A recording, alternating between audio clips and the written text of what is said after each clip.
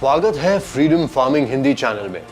आज की वीडियो में हम प्राकृतिक खेती नेचुरल फार्मिंग की दुनिया में गहराई से उतरेंगे। एक ऐसा अभ्यास जो न सिर्फ पृथ्वी को पोषित करता है बल्कि किसान की आजीविका को भी बनाए रखता है, चाहे आप अनुभवी किसान हो या शुरुआत कर रहे हो। ये टॉप 10 प्राकृतिक खेती की विधियां आपकी कृषि की दृष्टि को बदल देंगे। और हाँ, अगर आप मशरूम फार्मिंग में रुचि रखते हैं तो फ्रीडम ऐप को डाउनलोड जरूर करें, जहां आपको मिल जाएगा एक फुल डिटेल्ड एडवांस कोर्स, जहां एक्सपर्ट्स की ज़बानी आपको मशरूम की खेती की सारी जानकारी मिल जाएगी। तो फिलहाल वापस आते हैं और शुरू करते हैं हमारे आज के इस वीडियो को। हमारी पहली विधि है शून्य बजट प्रकृति खेती, यानी कि ZBNF। जरा सोचिए, बिना रासायनिक उर्वरकों और कीटनाशकों की भारी लागत के खेती करने का तरीका ZBNF, जिसे सुभाष पालेकर ने शुरू किया, एक ऐसा तरीका है जहां आप अपने खेतों में पाए जाने वाले प्राकृतिक संसाधन का उपयोग करके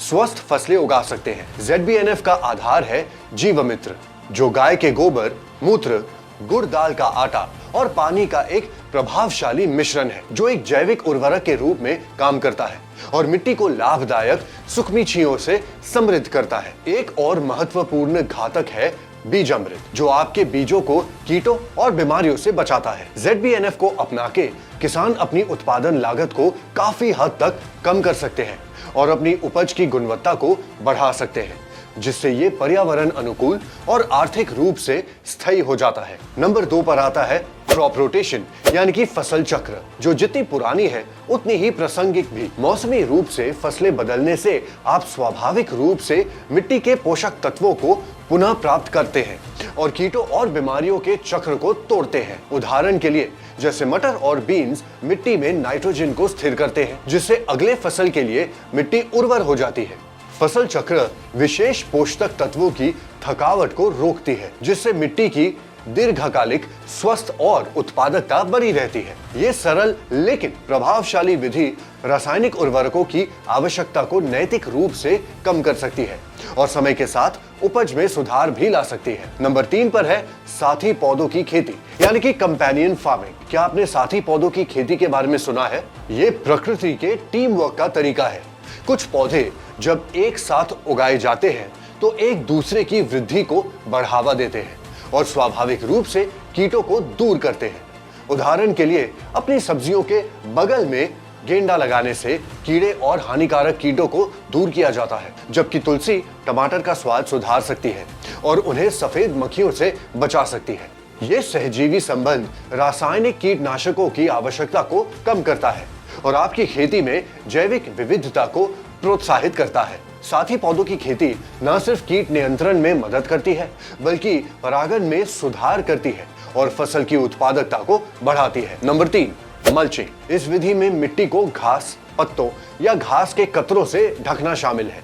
ये मिट्टी में नमी बनाए रखने में मदद करता है, खरपतवारों की वृद्धि को दबाता है और जैविक सामग्री के सड़ने से मिट्टी की उर्वरकता को बढ़ाता है। सोचिए कि आपको अपनी फसलों को बार बार पानी देने की जरूरत ही नहीं पड़ेगी। खरपतवारों को हटाने में समय नहीं बर्बाद करना पड़ेगा। मल्चिंग इसे संभव बनाता है। इसके अतिरिक्त ये लाभदायक जीवों जैसे कि अर्थवर्म्स के लिए एक आवास बनाती है, जो मिट्टी की संरचना और स्वास्थ्य को और बेहतर बनाते हैं। ये आपके खेत की उत्पादकता को बढ़ाने और मिट्टी को स्वस्थ और उर्वर बनाए रखने का एक प्राकृतिक और प्रभावशाली तरीका है। Number 5, agroforestry. एग्रोफॉरेस्ट्री एक और शक्तिशाली विधि है जिसके बारे में हर किसान को विचार करना चाहिए। इसमें आपके खेत में पेड़ और झाड़ियां शामिल होती हैं, जो मिट्टी की सेहत को काफी सुधार सकती है, जैविक विविधता को बढ़ा सकती है और अतिरिक्त आय के स्रोत प्रदान कर सकती है। नीम, मोरिंगा या आम और अमरूद जैसे फल देने वाली किस्में छाया प्रदान कर सकती है, मिट्टी के कटाव को रोक सकती है और यहाँ तक कि हवा की दीवार के रूप में काम कर सकती है। इसके अतिरिक्त ये पेड़ फल, चारा और लकड़ी प्रदान कर सकते हैं, जिससे आपके खेत की आय में वृद्धि होती है। एग्रोफॉरेस्ट्री एक संतुलित पर्यावरण को बढ़ावा देती है, लाभदायक कीटों और पक्षियों को आकर्षित करती है, जो कीट नियंत्रण में मदद कर सकते हैं। ये पर्यावरण और किसान दोनों के लिए एक विन विन सिचुएशन है। नंबर 6, हरी खाद। क्या आपने हरी खाद के बारे में सुना है? इस विधि में विशेष पौधे डाले या कवर क्रॉप्स उगाए जाते हैं। ये पौधे मिट्टी में मूल्यवान जैविक सामग्री और पोषक तत्वों को जोड़ते हैं, इसकी संरचना और उर्वरकता में सुधार करते हैं। उदाहरण के लिए दालें मिट्टी में नाइट्रोजन स्थिर करती है, जिससे भविष्य की फसलों के लिए इसे उपलब्ध किया जा सकता है। हरी खाद एक प्राकृतिक तरीका है जिससे मिट्टी की सेहत को बढ़ाया जा सकता है, और वो भी बिना रासायनिक उर्वरकों पर निर्भर हुए।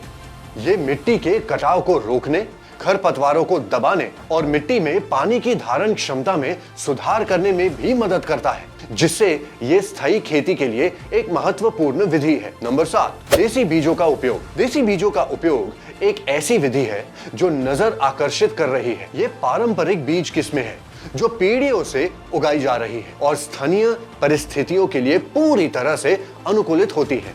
देसी बीज आमतौर पर स्थानीय कीटों, बीमारियों और जलवायु स्थितियों के प्रति अधिक प्रतिरक्षक होते हैं, जिससे रासायनिक इनपुट की आवश्यकता कम होती है। ये कृषि जैविक विविधता और सांस्कृतिक विरासत को भी संरक्षित करने में मदद करते हैं। देसी बीजों को चुनकर किसान बेहतर फसल जीवन सुनिश्चित कर सकते हैं, आनुवंशिक विविधता बढ़ा सकते हैं और अपनी खेती की विधियों की स्थिरता बनाए रख सकते हैं। Number 8, vermi composting. आखिर में वर्मी कॉम्पोस्टिंग आपके ऑर्गेनिक वेस्ट को उपयोगी जैविक खाद में तब्दील करने का तरीका है। इसमें अर्थवर्म्स का इस्तेमाल होता है जो खाद को तैयार करते हैं और मिट्टी की उर्वरकता को बढ़ाते हैं। आप किचन वेस्ट, कचरा और लीच कंपोस्ट को अर्थवर्म्स के साथ मिलाकर एक रिच डार्क कंपोस्ट बना सकते हैं, जो आपकी फसलों के लिए एक बेहतरीन उर्वरक के रूप में काम करता है। वर्मी कॉम्पोस्टिंग न सिर्फ एक सस्टेनेबल प्रक्रिया है जो आपके कचरे को उपयोगी बनाती है, बल्कि आपकी मिट्टी को भी अमृत बनाती है, जिससे किसान की लागत कम होती है और फसलों की उपज सुधरती है। नंबर 9 पर आता है बायोडायनामिक खेती। बायोडायनामिक खेती सिर्फ एक खेती की टेक्निक नहीं है, ये एक फिलॉसफी है जो खेत को एक आत्मनिर्भर परिस्थितिकी तंत्र के रूप में देखता है। रूडोल्फ स्टाइनर द्वारा विकसित इस विधि में विशेष ध्यान के साथ प्राकृतिक संसाधन जैसे कि कृषि स्राव और विशेष पौधों से बने खादों का उपयोग किया जाता है। यह विधि किसान की भूमिकाओं को एक सर्कल में देखती है। बायोडायनामिक खेती एक गहरे, अधिक समन्वित खेती के दृष्टिकोण की पेशकश करती है, जो प्राकृतिक दुनिया के साथ तालमेल बैठाती है। और आखिर में आता है नंबर 10, यानी कि इंटीग्रेटेड पेस्ट मैनेजमेंट। अंत में हम कृषि में प्राकृतिक संतुलन की महत्वपूर्णता पर ध्यान देंगे। यह विधि ये मानती है कि स्वस्थ कृषि परिस्थितिकी तंत्र सभी जीवों के बीच स्वाभाविक संबंधों को बनाए रखता है, जिससे रासायनिकों की आवश्यकता कम हो जाती है और मिट्टी की सेहत में सुधार होता है। इसके साथ ये तरीके खेत की विविधता को बढ़ाते हैं और फसल की उपज और सेहत को भी बढ़ाते हैं। तो ये इन्फॉर्मेशन आपको कैसी लगी हमें कमेंट सेक्शन में जरूर बताइए। और हाँ, एक बार फिर से याद दिला दे कि मशरूम फार्मिंग को भी प्राकृतिक तरीके से कर सकते हैं या नहीं, और अगर हाँ तो कैसे करना है, ये जानने के लिए फ्रीडम ऐप को डाउनलोड जरूर करें और मशरूम फार्मिंग के एडवांस्ड कोर्स को देखना ना भूलें। तो ये थे 10 प्राकृतिक खेती के तरीके जो हर इंडियन किसान को जानने चाहिए। इन टेक्निक्स को अपनाकर आप न केवल अपने क्षेत्र में सुधार कर सकते हैं, बल्कि एक समर्थ और पर्यावरण फ्रेंडली खेती को भी अपना सकते हैं। अगर आपको ये वीडियो पसंद आई हो तो लाइक और सब्सक्राइब जरूर करें और हमें अपने विचार कमेंट्स में एक बार फिर जरूर बताएं। Until then, happy farming.